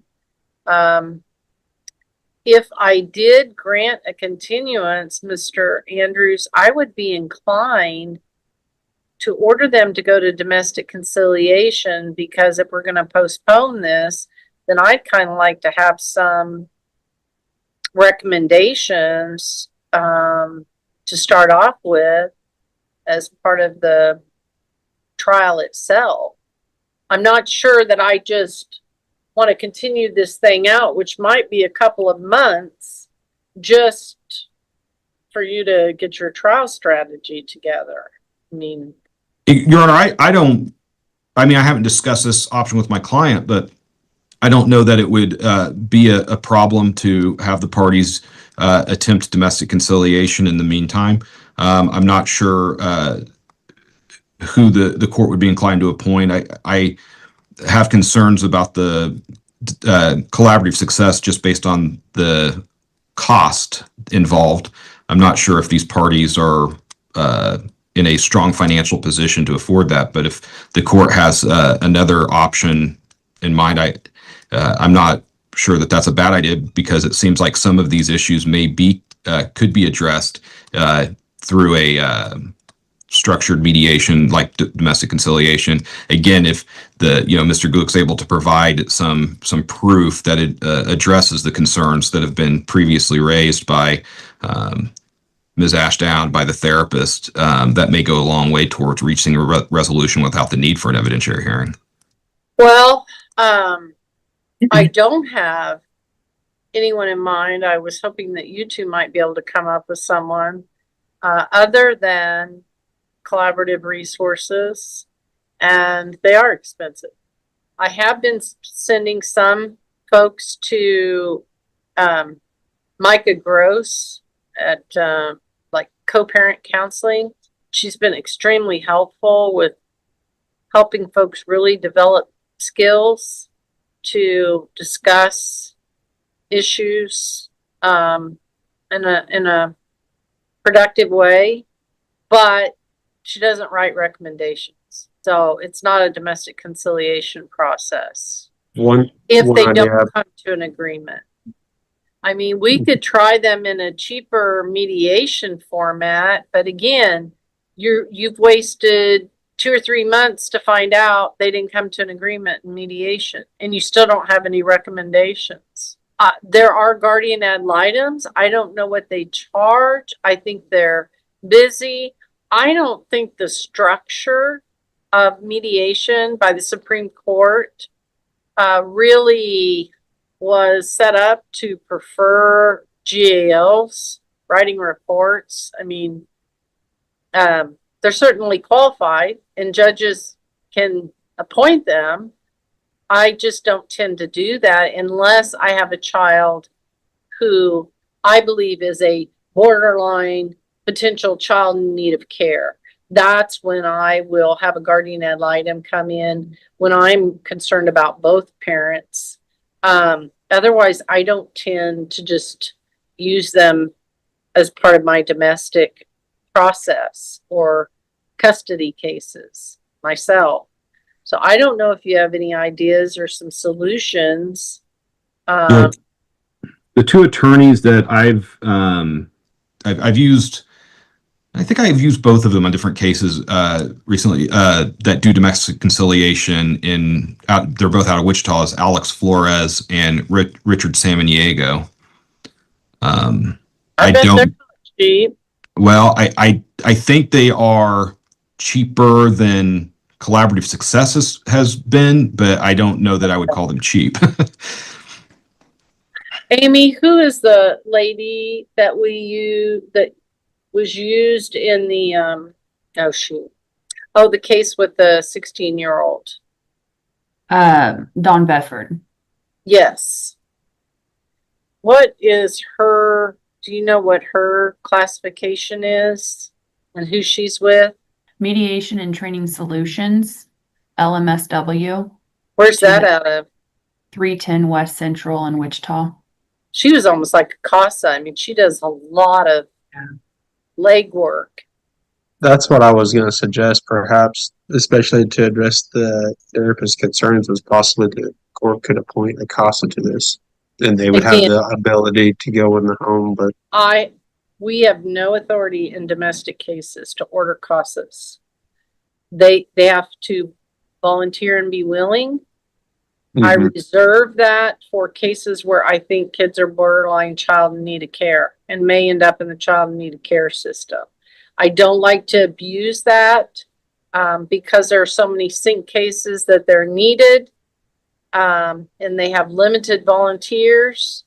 They are free, but again, that is not my preference.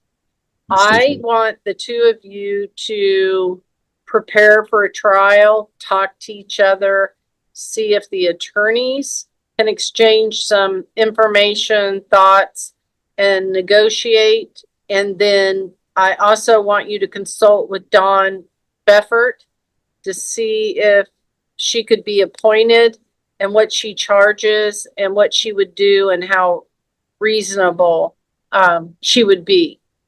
Now, a lot of the Wichita folks don't understand our local rule, and so they'll write a report or they'll give recommendations, but they don't do the process of doing a notice of submission and filing that for our 21-day objection rule and all that kind of stuff. So sometimes, you know, we get where we need to go with them usually, but we have to prompt them of, hey, you need to file an actual report with actual recommendations and put a note and file a notice of submission that you sent us the report in the court file. So that's the only thing I've ran across, but I think she might be a really good choice. So I encourage you to try to talk, to explore someone that is affordable that you can agree on, and I guess we'll just come back at our next status, and then I can decide about your request for a continuance based on how far you've gotten or not gotten in the process. You know, truthfully, Mr. McClendon, if your client isn't out making whatever adjustments, changes, putting stuff together, getting you photos, getting you documentation, getting you assurances of things and placing them in your lap, then, you know, and you can't get them to Mr. Andrews, then that might be a basis for a continuance that he helped cause or contribute to. I don't know.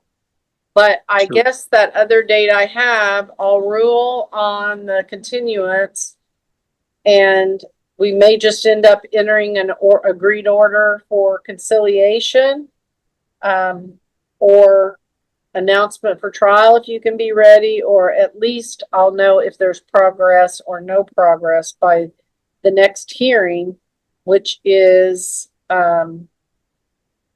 Next Thursday, Judge. Yeah, the 27th at 4. Okay. I think that's the best approach to take, right now. Judge, I still don't believe I ever got that therapist let her know that I'm looking back through You might my not. stuff. I think I might have told you, hey, it's here if you want to examine it. With 2 attorneys, I don't mind giving it to you. I just ask that you not reproduce it. Okay. It's very short. I mean, I think what I did was I read it to you. I didn't give it to you. I know you did that. I Yeah. thought Amy was gonna send it to me, but maybe I was mistaken in my mind on that. Okay. Well, I'll have her scan it and send it to you. It doesn't have any do not disseminate stamps on it, I don't think, but we're very careful with that and freely giving it out to third parties and all that kind of stuff. So, all right. Could she also send that to me as well, Your Honor, at the same time? Absolutely. Thank you, Your Honor. Anything further that I can help you with today? Not to my knowledge, Your Honor. Not All right. today, Your Honor.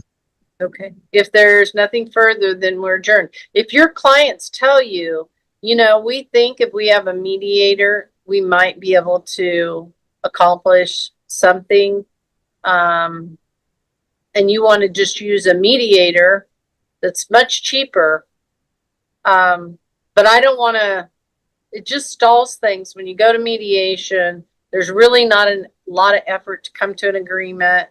Then that gets announced. Then you're to domestic conciliation. Then you're waiting on that. Then you have the objection period. I've just not found it to be, the only purpose for me is it helps people develop negotiation skills, and, make sure they have the ability to communicate at some level. But it doesn't always result in the avoidance of a trial itself or further domestic conciliation. So anyway, let me know next week. You can tell me kind of where you all are at, and I'll rule on the continuance then. All right. If there's nothing further, we are adjourned. All right, gentlemen, we're going to go on the record in the Gulick versus Ashdown domestic case. And let's see here. It is Greenwood 25 DM 52. The petitioner appears by Zoom with separately from his attorney, Mr. McClendon. The respondent appears by Zoom separately from her attorney, Mr. Andrews.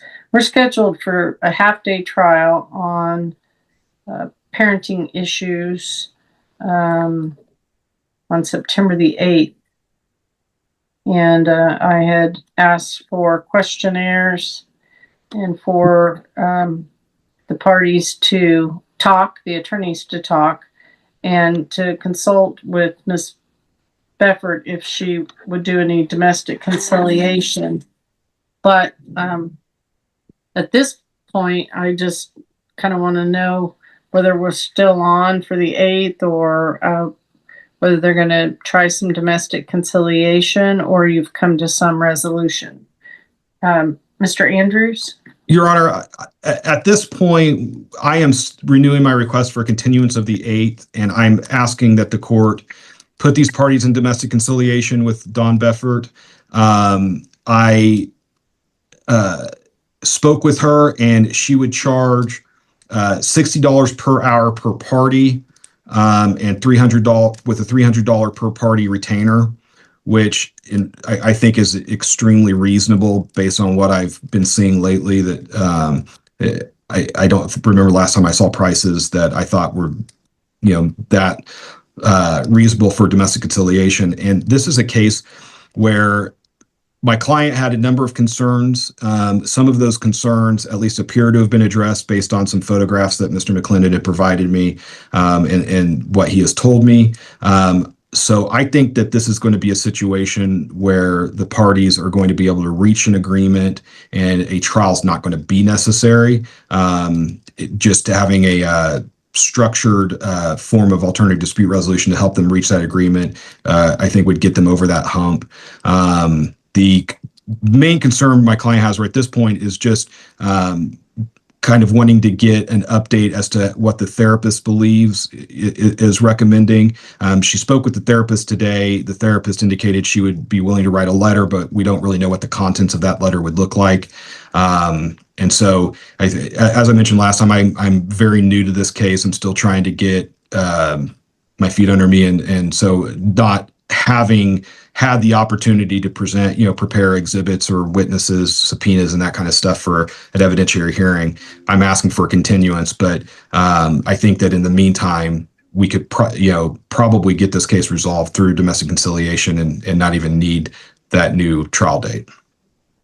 What is his current parenting time, though? What would you propose his parenting time to look like between now and DC? Well, the concern right now that we have, Your Honor, is that Mr. Gulick, my understanding, he was ordered to have 6 months of supervised parenting time at a hearing. I want to say it was back in April or May. He then filed the motion indicating that the 6 months of supervised parenting time wasn't going to work because the location of that supervised parenting time, which was his mother's residence, wasn't going to be suitable for the minor child. And so as a result of that, the court essentially rescinded his overnight parenting time because he could no longer do it in the structure that the court had approved him to do it at, with the supervision that the court had approved. Right now, I don't know how to go forward because he hasn't had that 6 months of supervised parenting time the court had previously ordered. Okay, all so, that was not very formal. All that was is you don't get overnights unless you're at your mother's house, and she should be there during the nighttime. That's all that was. That wasn't real kind of supervision where you got to watch the parent to make sure that they can parent okay. And it was mostly alleged because of just providing some stable sleepover residence for her. But yes, and in addition to that, because I want to make sure the record's clear, Mr. Gulick did not have representation at that time. And although he had his mom available to testify, he had no objection or answer that I recall on file claiming that his mom's house was unfit and that they need to designate a different third party. But after the hearing was over, once I ordered it, based on your client being in favor of it, then is after what should have been a visit or two, then I get this, she just can't be there. And so I terminated the overnight and just made it every day. And then, of course, now what Mr. Clinton's saying is, that's fine, Judge. I feel like my client by continuance is being, it's prejudicial to him because he's not even getting an overnight. So that's kind of where we're at. And additionally, what he said is, and my client, to get his daytime visitation, has to drive 4 times each way to Eureka to exercise that visitation. So I think he was at least proposing that your client meet somewhere or help facilitate the visits that she wants to occur only during the daytime and not overnight. and I guess the issue is that it's to say that she's not the one who asked for it to not be overnight. I mean, really, that was Mr. Gulick, because she was fine with the overnights based on her understanding of where things were when both of them were unrepresented. Let's be real about this. If he thinks the conditions are not acceptable for the child, and he states that as her father, wouldn't your client concur that, oh, maybe I was mistaken? maybe I don't want overnights at grandma's house. Absolutely. Yeah. And I'm not saying that she wouldn't, but what my point is that she still has had the same concerns that led to the court's ruling that they should be overnights at grandma's house as opposed to overnights at Mr. Gulick's. I understand. I'm just trying to see what what your client is conceding to between now and the time that things can be looked at by the domestic conciliator, because I expect her to have tennis shoes and go see Mr. Gulick and where he lives and meet his family and do the same with Miss Ashdown and come up with a recommendation. If she talks to him and gives her thoughts and they don't agree, then she'd do a formal recommendation. But he needs to have visitation in the meantime. And his only request is, we don't want a continuance. We think this is easy enough to try on the merits of it, but we certainly don't want to keep having to do the drive and no overnights based on the continuance. So your client you have created the continuance, not them. And I'm just trying to see what your client's willing to concede to. If I don't allow overnights, but I'm allowing Saturday and Sunday visits during the day, how she could participate in facilitating those without him having to drive 4 times in a weekend. And Your Honor, I'd be happy to talk to her about that, but that's not, I don't know the answer to that because this is not really, I mean, we just got the photos indicating that the house, I mean, I'm trying to get as prepared as possible in such a short amount of time. I was focused on the condition of the home, trying to find out if the therapist had an update, getting the information from the domestic conciliator. But if the court would like to give me a quick breakout room with my client, I could talk to her about logistics of that and anything we can modify, change to help make it easier. Mr. McClendon or Ms. Beckman, can somebody remind me, did I give him every weekend or every other? It's every other weekend, Judge. Okay. And we're just asking for Friday night and Saturday night. My client would probably, if he was getting even nightly visit, like if he was getting a overnight for now, he would probably concede a Friday night to just have Saturday and Sunday consecutive. I mean, with I understand, but $4, that's $5. I understand, that's Judge. the whole argument that we've never fully litigated with witnesses and all of that kind of thing. So I'm going to reserve the overnights. I'm just trying to figure out how to facilitate. And maybe what we do is every weekend, 1 day instead of 2 days every other weekend. And then he's not going as long of a time without seeing her as well. So maybe we do either Saturday or Sunday every weekend that he gets the child from 9 to 5 or 10 to 6 or whatever we've been doing. I'd have to look at that order. Maybe that's the best thing for the court to order. And then he can still pick up and take back, but he's not doing it 4 times in one weekend. He's just doing it 2 times each weekend until we can get this matter tried or, resolved through mediation. So talk to Amy, are you able to put them each in a breakout room with their client? I sure can. All right. Talk to your clients about something that would alleviate, Mr. McClendon, the wear and tear on your client each day because he's not getting overnight, and something that we can do until I can have Ms. Beffert take a look at this and do some of her own investigating and be ready to be a witness in the trial if needed.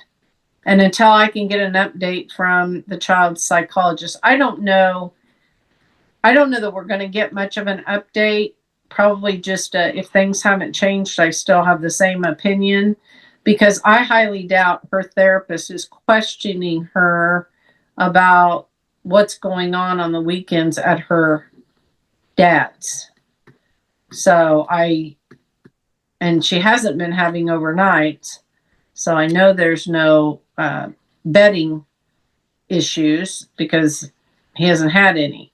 So, but I know you need to get ready for trial. I'm happy to give you a continuance as soon as I can find time for you. I do think Ms. Vesper would be very helpful because I have a feeling that there may be ongoing concerns off and on and things raised in this case, that to have some groundwork laid by her overall would be helpful. So I guess, Amy, I didn't let you answer. Can you put them each in separate breakout rooms and we take a recess for 10 or 15 minutes? Yes, I can. Okay. All right. We are in recess. All right. I know we probably ought to get back going on this case. I just closed their breakout. Okay, sounds good. Mr. Andrews, I know you weren't at the last hearing. I just signed the journal entry submitted at my request by Mr. McClendon.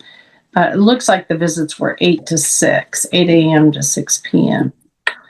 is what I ordered. So, and that order should be processed now that I've signed it. So, all right.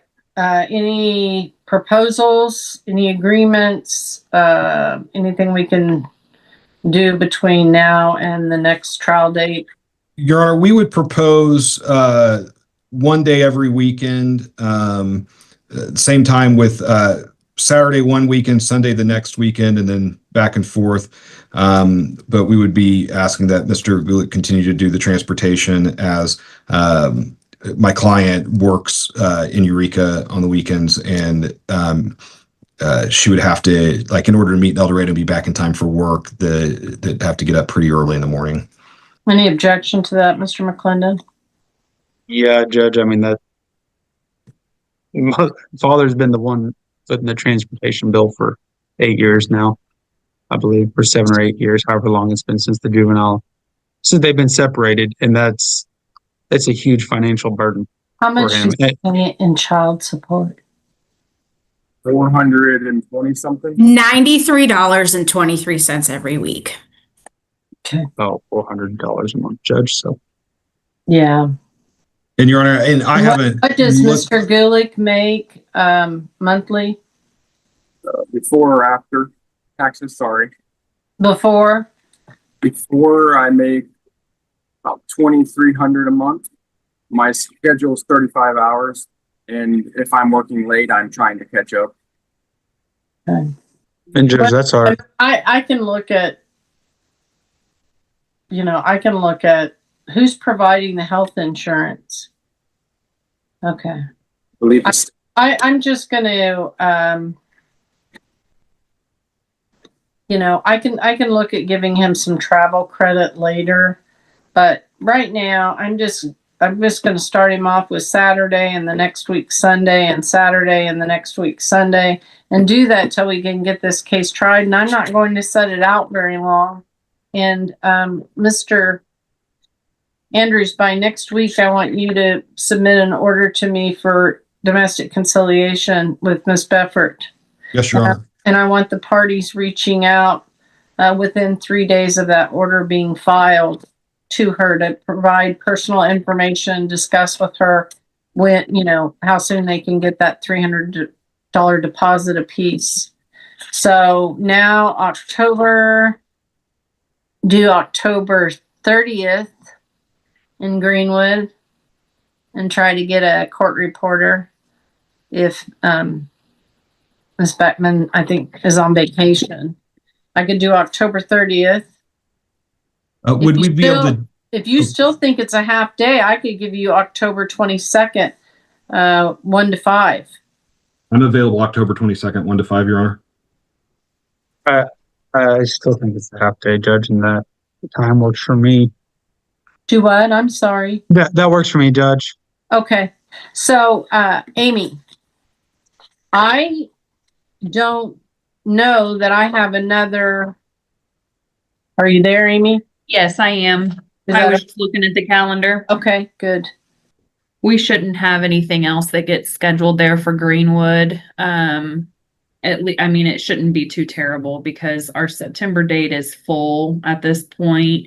Right. And that, I mean, that's since we're on a Greenwood day today. So Did we squeeze in a 10:30 on the 22nd today? no. And I have actually been giving Missy that date and then out for arraignments. So I will just not use the 22nd. Okay, let's do that. All righty. And Your Honor, in addition to the order for domestic conciliation, I'll prepare an order modifying the parenting plan as well and get both of those Okay. sent out to Mr. McLuhan. Okay, do you want a deadline for questionnaires and witness and exhibit list? We submitted ours, Judge, and Okay, some crazy change or crazy therapist report. I don't expect it Okay. to change. do you want a deadline to be able to amend that based on? If we want to say like October 8th or October 8th or the 15th. Okay, That's fine with me as well, Your all Honor. right, let's do the 8th. Is All that right. the deadline for everything, Judge? Yes, Okay, thank you. that gives them plenty of time to, know what each one's gonna do during trial. If you come to an agreement on anybody that you want to do remotely, let us know ahead of time. Greenwood's a little bit harder to do hybrid hearings than Butler. So Amy always has to test the equipment and make sure everything's functioning and that she can facilitate that. So I will have a deadline of October 8th to know if there's going to be any remote testimony. Okay. All right. Anything further today? Your objection to all of this is noted, Mr. McClendon, and I will note it when I hear the trial as well, that he's been denied some of this time, and he's had the extra expense. But for today, this is how I'm going to rule till I can get a foundation with Ms. Beffert and see if there's an agreement, and if not, take up the issues about his residence and get it resolved. Okay?